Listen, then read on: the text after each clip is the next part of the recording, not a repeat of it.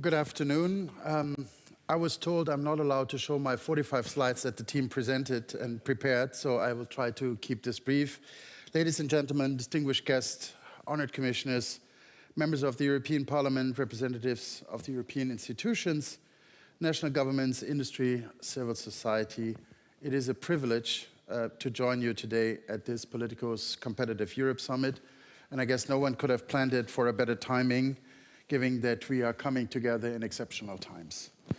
Geopolitical shifts are in full swing. Fundamental beliefs that we grew up with over the last decades are changing as we speak and in record times. The political and economic power of Europe is on the line. We heard this many, many times, but most notably in global trade environment that just turned from a rules-based system that we so much love, and I dare to say in the Silicon Valley of regulation, towards a power-based trade system. Last week, many people around the globe questioned the ability of the EU of finding agreements that held up. Last Friday, I think quite a lot, and I'm also part of the pharmaceutical sector, had questions whether whatever has been agreed is still valid. And it was based on an assumption that Europe is weak. Well, they were wrong. Europe is not weak.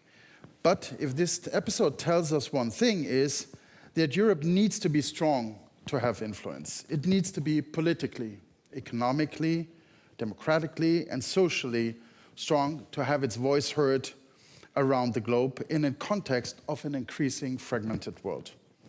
That's why the question of this week, the question of a competitive Europe, is the most relevant of our time. Again, we have heard this many, many times, but we need to strengthen our resilience to becoming more competitive and sustainable at the same time. And for this, we need to act, and we need to act fast.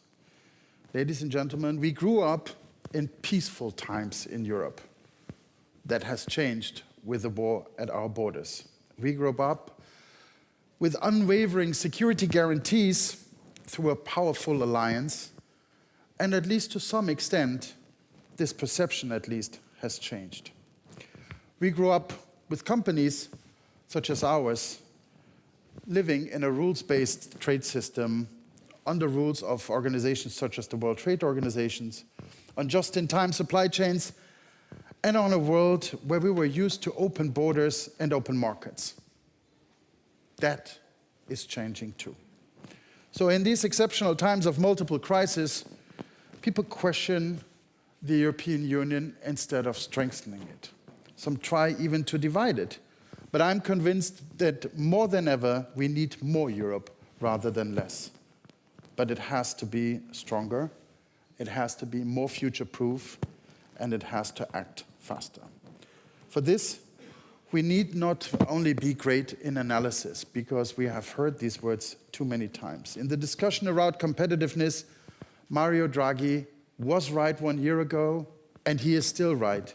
We urgently need to deepen the internal market and focus on better funding for enterprises by implementing an EU savings and investment union. In the discussion about new technologies, the critics are right. Europe is too slow, too bureaucratic, and sometimes even too unambitious. While others thrive in innovation and disruption, we tend to regulate and defend. This is not how we are going to define the future. One example, and I dare to say, in the discussion of prices for medicine, a business that I'm into and that our company is into, it is true that we see a global imbalance in the funding of research and innovation. But Europe countries can and should strengthen these investments in the development of new treatments, reevaluate the way how they value innovation, and not only talk about resilience, but really mean what they say. More resilience is not about isolation. Europe must remain a champion of free trade. Trade deals like Mercosur are not a threat for us. They are strengthening us. Europe must, and I'm convinced will, continue to pursue ambitious trade agreements that open markets, secure supply chains, and create opportunities not only for businesses, but also for the people that are working in those companies, whether they be small or large. Well, there will be a lot of analysis, but what are we do? I would like to take two quick examples, because I know I'm running out of time to present here, but I think in the sector of agriculture, something that is a popular part in discussions in and about Europe, we can see those tendencies. Farmers, not only in Europe, face unprecedented pressure to produce more with less. Less land, less water, fewer inputs, while the climate grows harsher by the year. And yet, with innovation, agriculture can move from being part of the problem to become part of the solution. And I'm proud to say that Europe will surely leave its marks at COP30 in Berlin. Think of biotechnology. Think about crops that could use nitrogen more efficient, plants that are resilient to drought and heat. Those are things that are being developed and researched in Europe, but unfortunately, we're too slow to get them to the market. The current push for simplification is a unique chance to streamline and speed up approval processes. And we have seen in the COVID crisis that Europe can and is able to produce safety as well as speed at the same time. When we look into the framework for new genomic techniques, we hope that they will be adopted without further delays. If we truly believe in agriculture as a strategic sector for Europe, our policies must reflect that. The same logic applies for health. Europe has world-class science, fantastic universities, super motivated young people, but too often these excellence stalls and the lab that has this wonderful ideas and developments is moved to countries outside of the EU, into regions where discoveries turn into life-changing medicines and profitable companies. Cell and gene therapies offer breakthroughs that could slow, prevent, and even reverse diseases.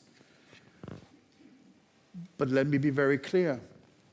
If Europe continues to regulate yesterday's risks, while others build tomorrow's cures, we will continue to fall behind. Here, intellectual property plays a decisive role. It gives innovators confidence to invest in high-risk, high-reward science, and it enables us to early knowledge, sharing these progresses to also serve the society. To achieve a vision for Europe that is really an enabling environment, one needs to build regulatory agility, attract investments, and have attractive investment conditions and collaborative ecosystems. Such an environment will accelerate the translation of research and in vaccines into treatments and cures, and ensure that patients will continue to gain timely access to innovation. Now, as my time is running out, ladies and gentlemen, I'm more than happy to attend this conference, and we were happy to be part of a lot of discussions, surely analysis, and I know there will be a great panel following me, but really this is a call for actions because we are seeing more and more people moving and questioning the ability of Europe to really be different than just slow.